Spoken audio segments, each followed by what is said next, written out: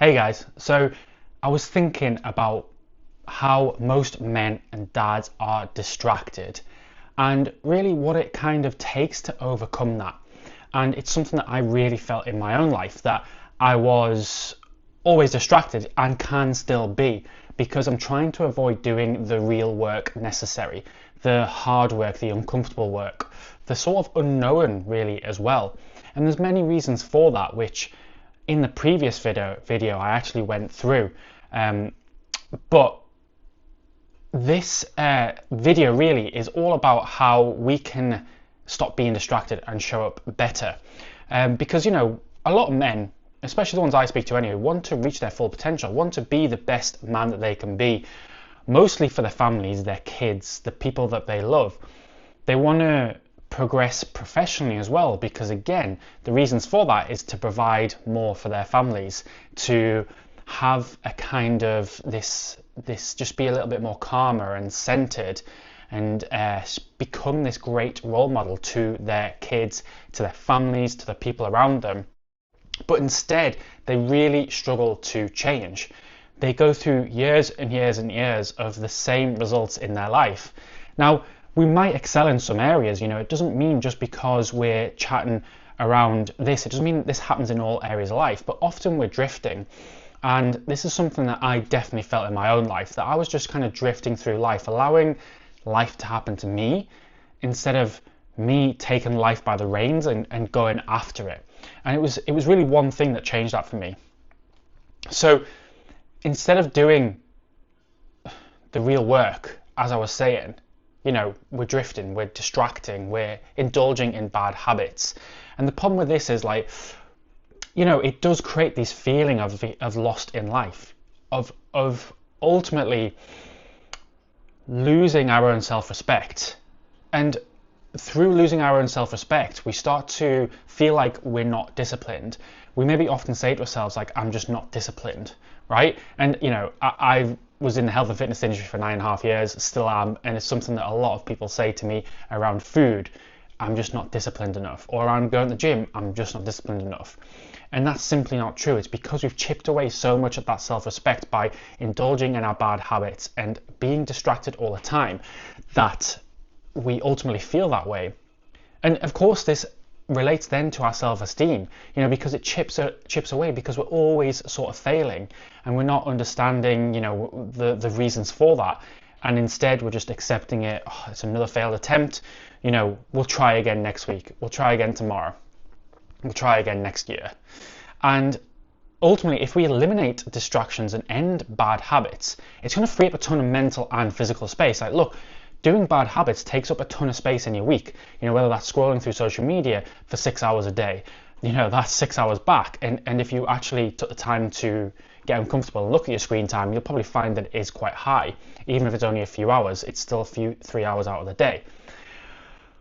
What if you look at the amount of TV you're watching and all this sort of stuff? We're busy and we don't have time. Yet all this time is the time that we do actually have is spent indulging in bad habits. Now, none of these things in and of themselves are bad, and I'm not saying to get rid of them completely, but we probably need to reduce them down, especially if you're watching this video.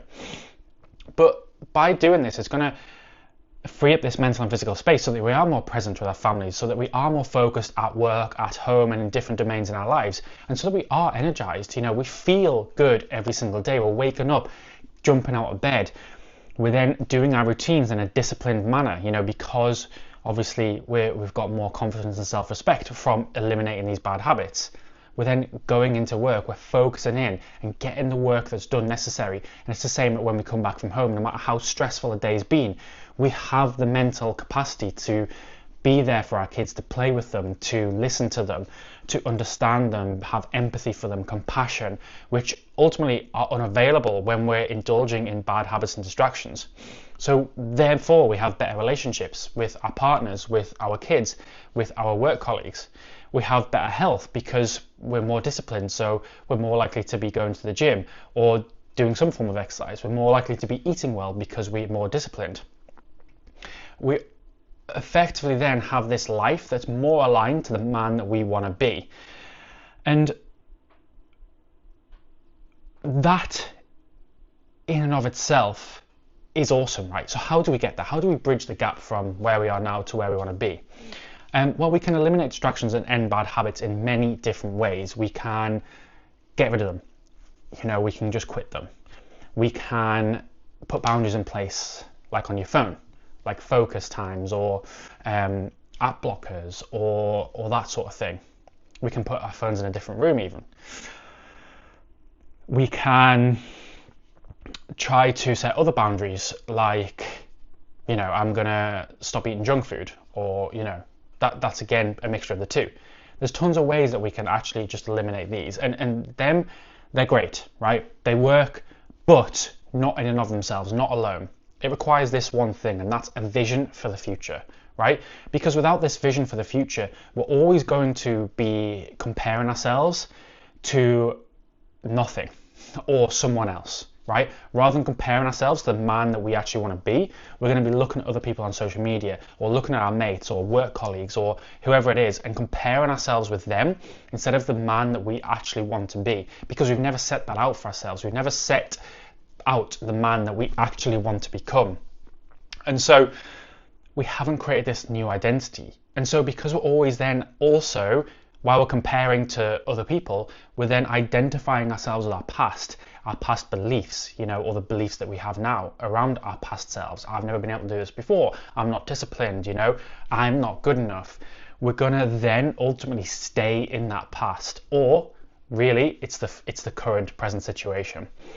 So we're always going to be identifying with that. We're always going to fail. We're always setting ourselves up for fail without a vision for the future, because simply we don't have anything to step into, right? We again, I say loads of different analogies, but we just don't have a roadmap to get there.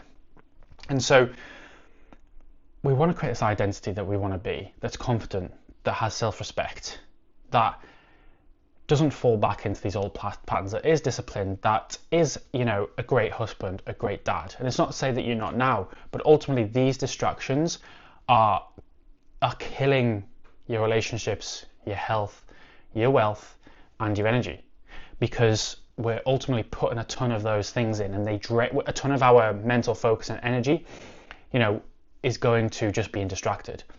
And again, like I said, there's many reasons for it, but one of the big things I just think is that we haven't actually just set that identity for the future. One thing that happened to me is, after drifting through life, I still was doing that for a very long time, even though I had some structures and stuff in place. The only thing that changed that for me was actually deciding on the man that I actually want to be in the areas that are important to me in life. And once I did that and made sure that I read it every single day, I then started becoming that man naturally. And it completely changed everything for me. Sometimes, I personally believe that men have a ton of pressure on themselves. We have to provide for everyone. We have to procreate. We have to protect. And ultimately, this is what part of the masculine is. And it's a big part, right? There's also other stuff to it, which this is not a video for that. But we ultimately, there's a lot of pressure there. And so this pressure builds up inside of us, and we try to distract and suppress it by doing these things. When ultimately, what's going to help this pressure release is actually just doing the shit necessary to become this person that we want to be, right? It is uncomfortable, but that's a good thing. We have to reframe our mindset to understand that discomfort is good. Risk is good, right?